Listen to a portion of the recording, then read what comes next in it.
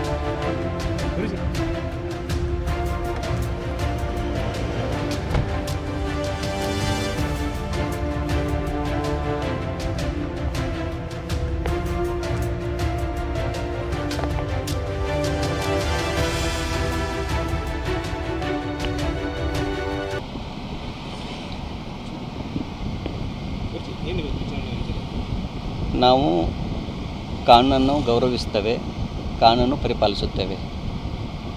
ಆ ಹಿನ್ನೆಲೆಯಲ್ಲಿ ಇವತ್ತು ತನಿಖಾ ಅಧಿಕಾರಿಗಳು ನಮಗೆ ನೋಟಿಸ್ ಕೊಟ್ಟಿದ್ದರು.